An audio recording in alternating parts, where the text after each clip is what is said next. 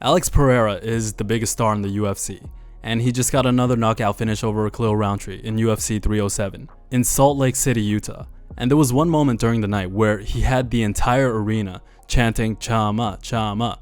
That seems like he's every bit of... Which is Portuguese. They were cheering for Alex Pereira. And this was 10, 20, 50 times louder than anything else that happened tonight. Within 2 years of being in the UFC, he's become the sport's biggest star. And there's two main reasons for this. The first reason is that he's a knockout artist. He's a great fighter, he puts on exciting fights, and he wins. And the second reason for this is because he's a lovable person. He's genuine, he's authentic, and the fans have connected and resonated with him. And the most amazing thing about this is that he doesn't speak a lick of English. Yet he had an entire arena in Salt Lake City, Utah, which is like 70% white. Like probably one of the most American audiences you're gonna get in the States.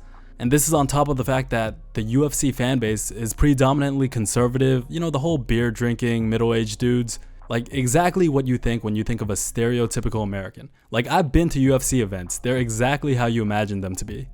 Like normally when two fighters fight, people normally cheer for whoever's in their country. People cheer for their countrymen, and combat sports in particular is very nationalistic in this way.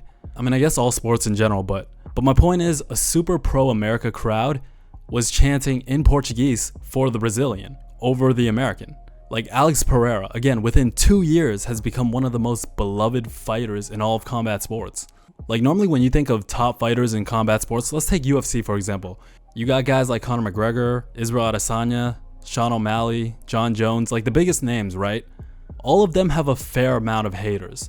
But I don't think Alex Pereira has a single hater, let alone anyone that dislikes him. Like, if you're a fan of combat sports, you're a fan of Alex Pereira. He legitimately does not have any haters. And of course, outside of what he does in the ring, his fighting prowess, it's because he's an authentic, genuine guy. And he shows off his personality really well in content despite, again, not speaking a lick of English. This is like the most amazing thing to me. That's the most amazing part.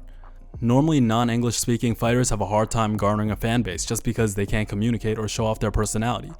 But Alex Pereira, from the content he does, his interviews, his funny skits or shorts that he does, people just resonate with his authenticity. He breaks all the rules when it comes to garnering attention in sports, in combat sports. The guy has never trash talked anyone, he doesn't play the heel, he doesn't play politics, he's a humble guy, he never says anything outside of himself, and people just gravitate towards this. He leans into exactly who he is. Like the guy never even makes expressions, he's known for being a stone-faced guy. Like the stone-faced emoji is used for Alex Pereira.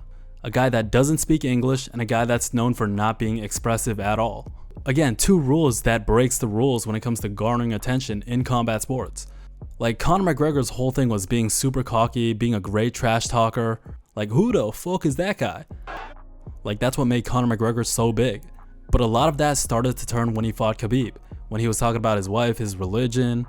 And the nail in the coffin was when he got submitted and then he got caught saying it's only business. And people don't like people that are fake. It's kind of the same thing with Adesanya and Sugar Sean O'Malley. Why fans haven't gravitated towards them as much as they have Pereira.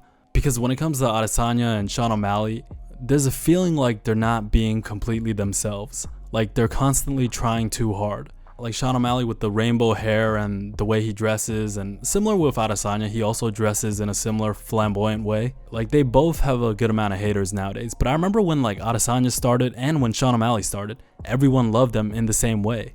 But as they started to try too hard, people started to turn on them. And it's almost the same thing with Sean Strickland.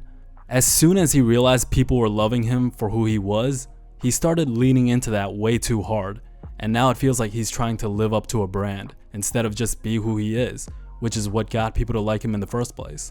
When it comes to Pereira, there's no facade. You know exactly who he is. He's a stone-faced killer that makes no expressions, that's one of the greatest fighters and kickboxers in the world. And obviously his fighting ability is second to none. People can tell when someone's being cringe or trying too hard. There's none of that with Pereira. Everything about Alex Pereira is exactly who he is. And I think that authenticity, that realness about him, is a main reason why he got so popular within these 2 years. And it doesn't matter that he doesn't speak English or the fact that he's not the most expressive guy, like a Conor McGregor.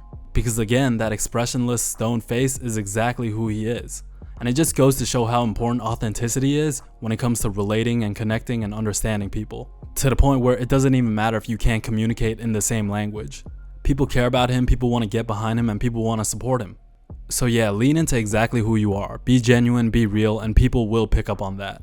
Because in the end, that goes beyond being super loud, trying to get attention by any means necessary. What you wear, it doesn't matter. Who you are will always supersede everything else.